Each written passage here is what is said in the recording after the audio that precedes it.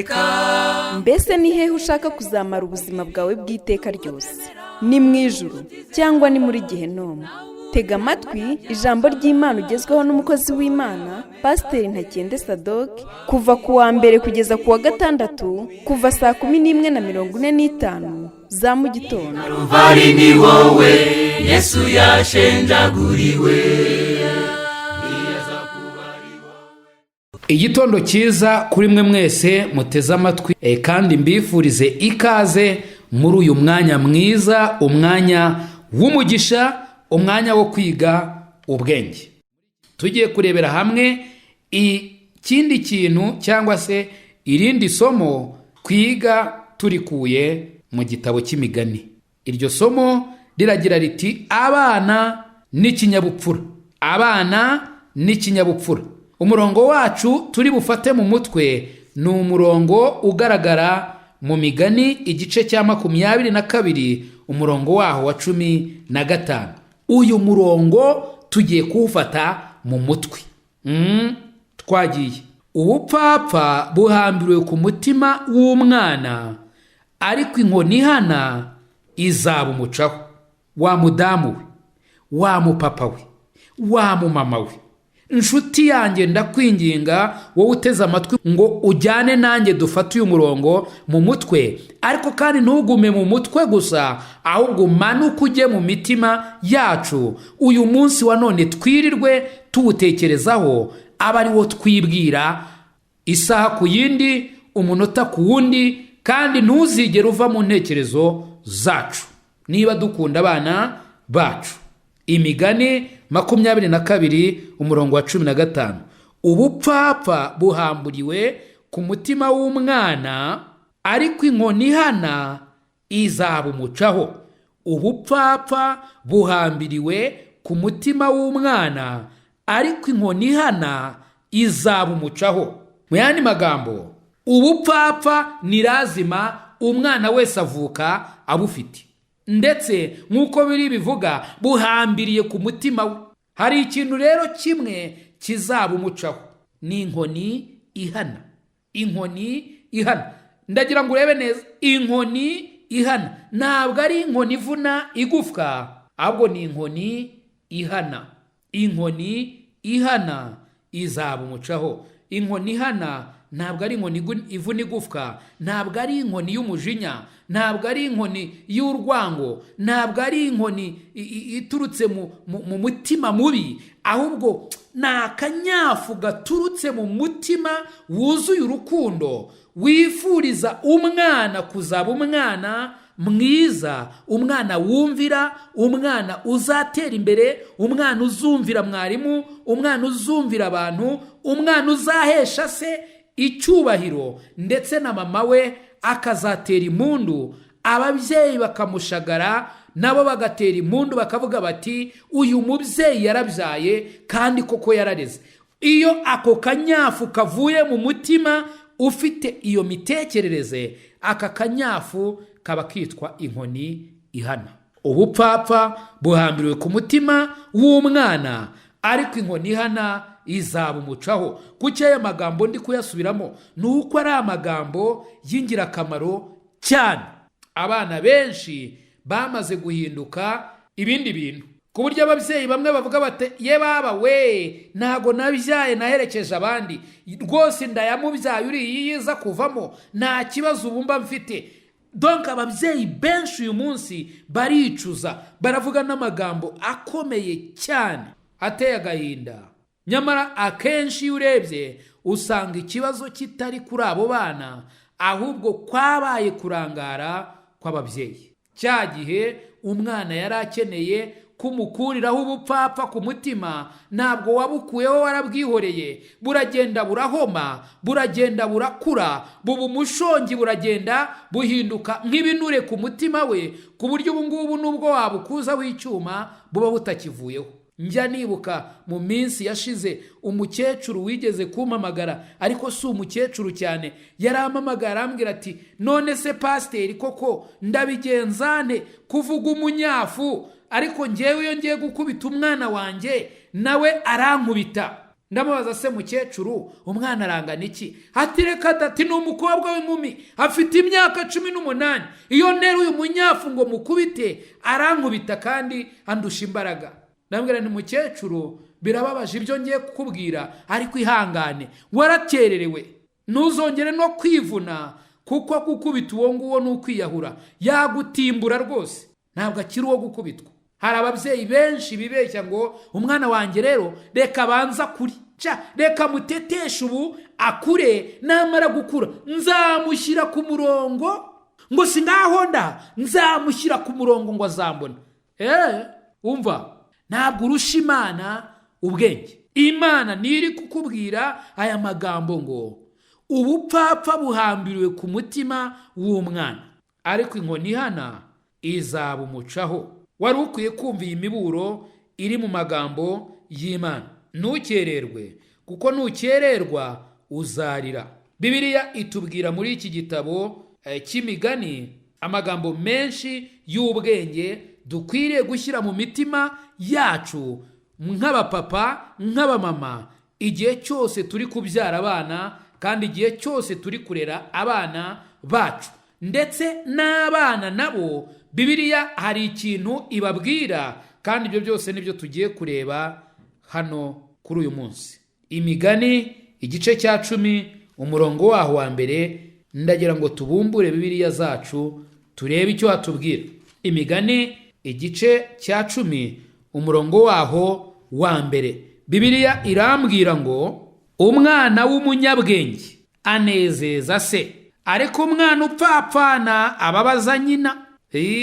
Abanyarwanda bo iki kintu bakiziho, kuko umwana iyo agaragaje ubwenge buke gusa umugabo ahita avuga ati uno mwana rero ni uwa nyina, jyana umwana wawe. Nawe rero ngurarira, jyana umwana wawe. Kubera iki? Agaragaje ubwenge buke. Bibiliya ivuze ngo iki? Umwana w'umunyabwenge anezeza se, ku buryo isi avuga ati mwana wanjye, mwana wanjye, mwana wanjye, ndetse agatangira kumwereka ibindi bintu bikomeye, kuko avuga ati uno mwana wanjye azi ubwenge. Ariko iyo yabonye rwose umwana agaragaza ubwenge buke, aravuga sanga nyoko, cucu gusa, sanga nyoko, ahita ahinduka uwa nyina. Nyina uzi ngo arishima iyo atangiye kubwirwa na papa w'umwana ati iki cyana cyawe cy'ikigoryi, cy'igicucu, kitagira ubwenge. Uzi ngo ibyo binezeza nyina? Oya, biravuze ngo umwana upfapfana ababaza nyina. Bana muteze amatwi, uramenya utazaba umwana w'umupfapfa ukababaza mama wawe. Hitamo kuba umwana w'umunyabwenge, uzanezeze so, uzanezeze mama wawe, uzanezeze abaturanyi, uzanezeze Imana. Icyo gihe nibwo uzunguka byinshi, kandi Bibiliya irambwira ngo uzanezererwa mu gihugu Imana yawe iguha. Migani 17 umurongo wa 21, Bibiliya irambwira ngo, Imigani 17 umurongo waho wa 21, ubyaye umupfapfa aba yiteye agahinda. Nicyo cya kintu navugaga dutangira, aho umubyeyi atangira kuvuga ati inda yabyaye nguyu rwose yiza kuvamo, ntago nabyaye naherekeje abandi, ati yewe abakobwa babyaye we. Icyo gihe ni agahinda. Ubyaye umupfapfa aba yiteye agahinda. Ariko ureba no magambo, ubyaye umupfapfa aba yiteye agahinda. Donc nubyara umwana ukamworora, reka nkoresha iryo jambo nubwo atari ryiza, ariko abantu bajya barikoresha, bakavuga ngo uno mwana ntago yarezwe, ngo baramworoye. Iyo bavuze ngo baramworoye, baba bavuze ngo nta munyafu bamucishijeho. Mumbabarire ko ndikoresheje, ariko iri jambo namwe murarizi, ntabwo ari ijambo ryiza ry'icyubahiro, gusa abantu bararikoresha ngo uno mwana yarorowe, ngo baramworoye. Icyo baba bavuze ko uyu mwana ntiyigeze ahanwa. Igihe yari akeneye guhanwa ntabwo yigeze ahanwa, none yabaye umupfapfa. Bibiliya ivuze ngo iki? Ubyaye umupfapfa aba yiteye agahinda. Mu yandi magambo, umuntu ubyaye umwana akamworora, ntamucisheho umunyafu igihe umwana akeneye umunyafu, aba arimwo yitera agahinda, aba arimwo yifukurira iriba azajya avomamwo agahinda amanywa na nijoro. Ngo kandi se w'umupfapfa nta munezero agira. Ise w'umupfapfa nta munezero agira, yawukura yese kandi afite iriba yifukuriye ryitwa agahinda, ntabwo yagira umunezero. Umurongo waho wa 25 uravuga ngo umwana upfapfana atera se agahinda kandi akabera nyina ikirumbo.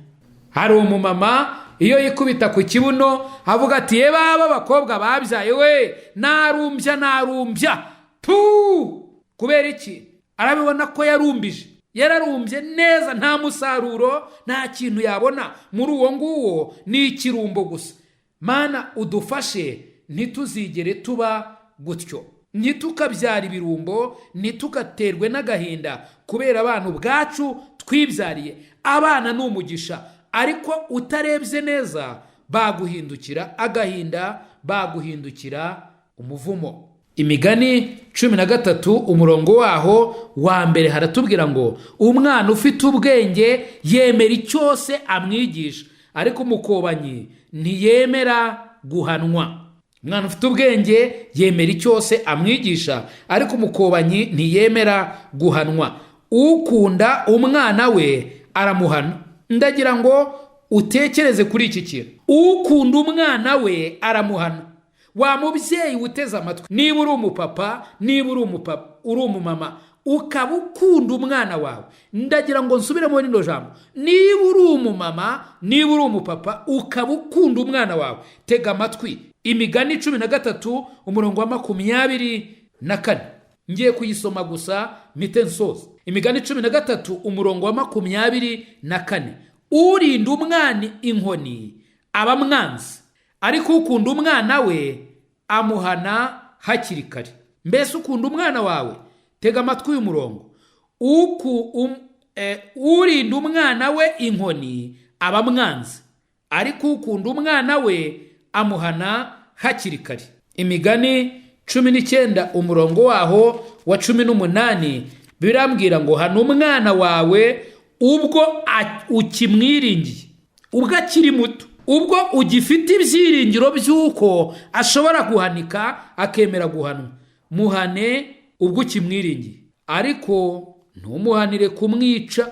Imigani 22 umurongo wa 6 Bibiliya irambwira ngo menyereza umwana inzira akwiriye kunyuramo, azarinda asaza atarayivamo.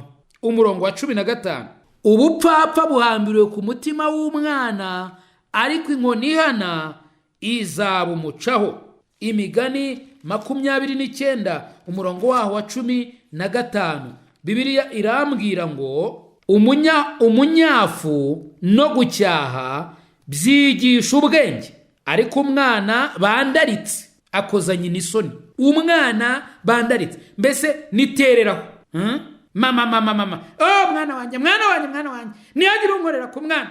Umwana bandaritse akoza nyina isoni. 17 hano umwana wawe azakuruhura ndetse azanezeza umutima wawe. Imigani 23:13 Imigani 23 umurongo wa 13 Bibiliya irambwira ngo ntukange guhana umwana kuko numukubita umunyafu atazapfa. Uzamukubita umunyafu maze uzakiza ubugingo bwe ku gikuzimu. Mwana wanjye, umutima wawe nugira ubwenge, uwanjye nawo uzanezerwa. Nukuri umutima wanjye uzanezerwa nuvuga ibitunganye. Ntugakundire umutima wawe kwifuza iby'abanyabyaha, ahubwo uhore wubaha Uwiteka burinde bwira, kuko hariho ingororano koko, kandi ibyiringiro byawe ntibizakurwaho. Tega amatwi mwana wanjye, ugire ubwenge kandi uyobore umutima wawe mu nzira nziza. Ntukabe mu iteraniro ry'abanywi b'inzoga no mu ry'abanyanda nini bagira amerwe y'inyama, kuko umusinzi n'umunyanda nini bazakena, kandi umunyabitotsi bizamwambika ubushwambagara. Umvira so wakubyaye kandi ntugahinyure nyoko ageze mu zabukuru. Gura ukuri ntuguranure, gura ubwenge no kwigishwa n'ubuhanga. Se w'umukiranutsi azishima cyane, kandi ubyara umwana ufite ubwenge azamwishimira. So na nyoko bishime, kandi utere nyoko wakubyaye kuvuza impundu aho kumutera kuvuza induru. Abapfapfa ni benshi, uramenya utabyara umupfapfa wo kongera abapfapfa. Mwana uneze amatwi, abapfapfa bari hano hanze ni benshi, uramenye ntukabe umwe muri bo. Mana, duhe kurera abana bacu neza, tubatoze inzira nyayo y'ubuzima, uduhe kumenya uko twabagorora mu rukundo no mu bwenge, kugira ngo bazaguheshe icyubahiro kandi natwe tuzanezezwe nabo. I Calvary ni wowe Yesu yashenjaguriwe. Nshuti mukundwa, mbese aho izina ryawe ryanditswe mu gitabo cy'ubugingo? Ese impanda ivuze Yesu agarutse nonaha, cyangwa uramutse uvuye mu mubiri, wizeye neza 100% ko wajya mu ijuru? Ndakwinginga ngo uyu munsi utekereze ku iherezo ryawe, maze ufate umwanzuro uruta iyindi. Imana iragukunda kandi Yesu aragutegereje. Ngwino, tebuka aguha agakiza, akuruhura umutwaro w'ubwoba, aguha amahoro, umunezero n'ibyiringiro byuzuye byo mu mutima. Ukeneye ubundi bufasha, waduhamagara kuri izi nimero: 0783 00 16 46. Imana iguha umugisha. Kuba ari wowe munyabyaha gusa uhari, ntibyari kubuza Yesu kuza hano kugupfira. Niwaburira imbabazi ku bireba.